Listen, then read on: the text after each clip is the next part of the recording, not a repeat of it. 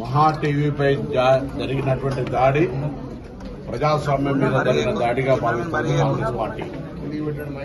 ప్రజాస్వామ్యంలో మీడియా 4వ స్తంభం.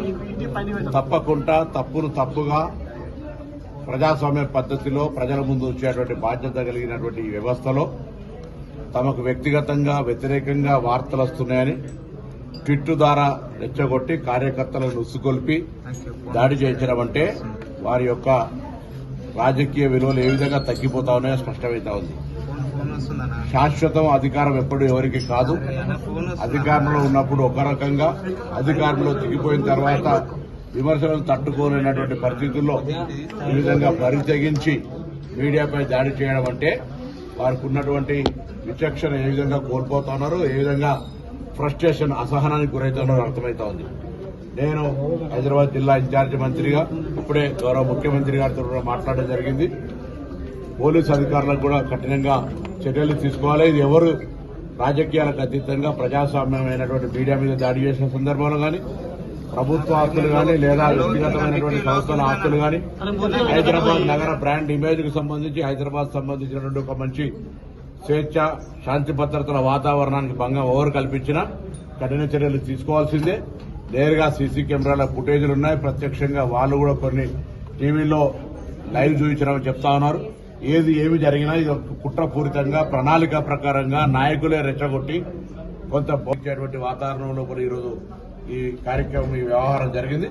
తప్పకుండా ప్రజాస్వామ్య పద్ధతిలో కాంగ్రెస్ పార్టీ, నేను, మా గౌరవ రాజ్యసభ సభ్యులు, అదేవిధంగా టెంపుల్స్ చైర్మన్ ఎమ్మెల్సీ వెంకట్ గారు, అనిల్ గారు, అందరం కూడా మిగతా పార్టీ అంతా కూడా ఈ యొక్క సిబ్బందికి వీరికి అందరికీ అండగా ఉంటుంది. జర్నలిజం కు, ప్రజాస్వామ్యానికి కాంగ్రెస్ పార్టీ ఎప్పుడు అండగా ఉంటుంది. అయితే ఈ దాడి పట్ల తప్పకుండా విచారణ జరుగుతోంది. ఇప్పటికే కొంతమంది దోషులను పట్టుకోవడం జరిగింది. మిగతా వాళ్ళందరూ కూడా తప్పకుండా చట్టపరిధిలో చర్యలు తీసుకోబడతాయి. ఎవరు ఎక్కడ ఆందోళన చెందాల్సిన అవసరం లేదు. అంతా కూడా ఇటువంటి పరిస్థితులను ప్రభుత్వం నిశ్చితంగా కఠినంగా వ్యవహరించేటువంటి బాధ్యత తీసుకుంటుంది. ప్రజాస్వామ్యంగా జరగాలని ఒకవేళ అలా జరగట్లేదని ఎవరైనా భావించి కుట్రపూర్తిగా జరుగుతున్నాయని మీరు భావిస్తే దానికి నిరసన చెప్పడానికి చట్ట ప్రకారంగా ఉండవలసిన వ్యవస్థలన్నీ ఉన్నాయి. ప్రజాస్వామ్యంగా శాంతియుతంగా కూడా నిరసన తెలిసి, లేకపోతే ప్రభుత్వంలో ఉన్నటువంటి వ్యవస్థల దగ్గరికి వెళ్ళి రిటర్న్ పూర్వకంగా దరఖాస్తు కూడా చేసి మాకేదో అన్యాయం జరుగుతుందని చెప్పారు. దానిపైన ప్రభుత్వాలు పరిశీలన చేసి న్యాయం చేసేటువంటి ప్రక్రియ ముందుకు పోయేటువంటి వ్యవస్థ ఈరోజు రాష్ట్రంలో పటిష్టంగా కొన్ని దశాబ్దాలుగా ఏర్పడి వ్యవస్థీకృతమై ఉన్నది. ఇక్కడ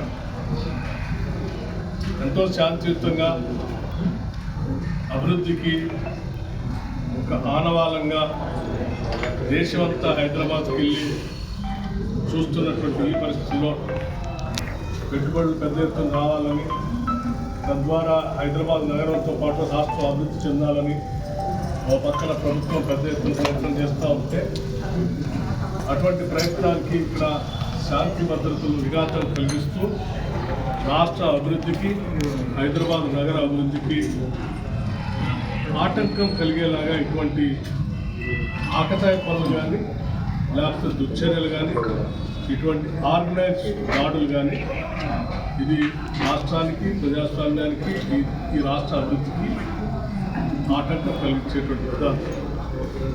ఇటువంటి వాటిని రాష్ట్ర ప్రభుత్వం ఎట్టి పరిస్థితుల్లో ఉపేక్షించదు.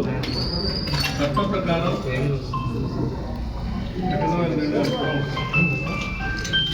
శాంతి భద్రతలు కాపాడే ప్రక్రియలో భాగంగా రాష్ట్ర ప్రభుత్వం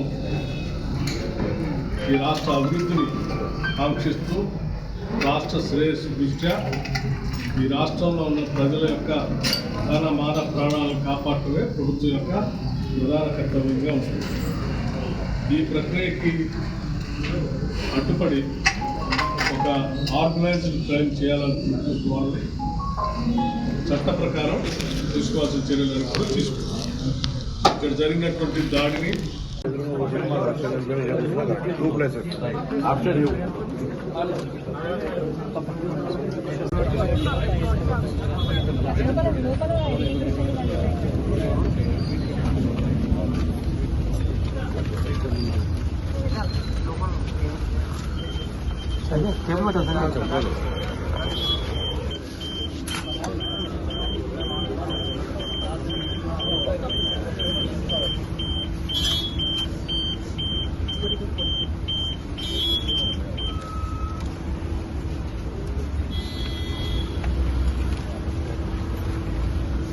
కొంచెం వెనుకకు వచ్చండి.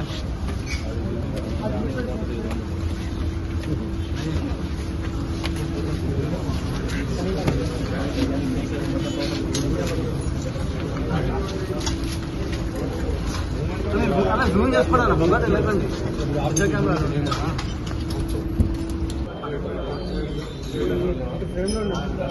కెమెరా కెమెరా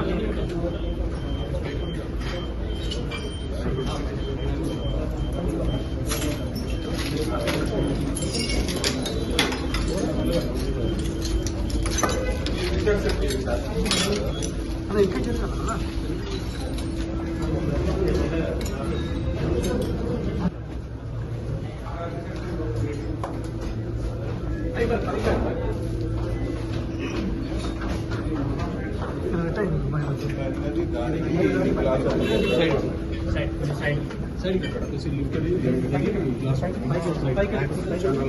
కేబుల్ అంతా చూడండి రా.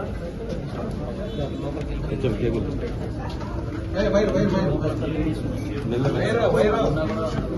వైరాంతా ఏడా చెప్పేసి వచ్చి వైర్ ఉండే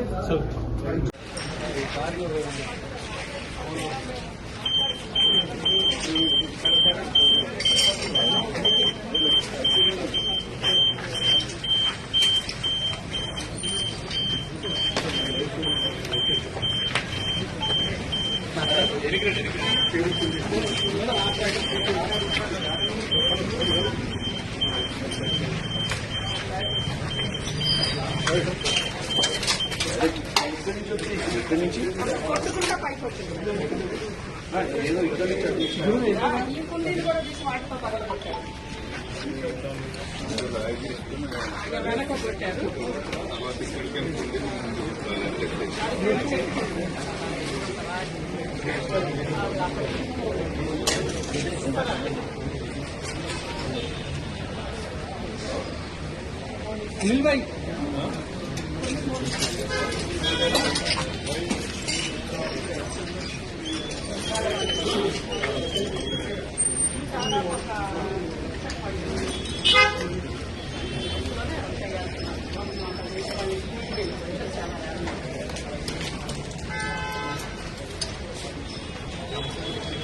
మా స్లోగన్స్ ఇచ్చిరా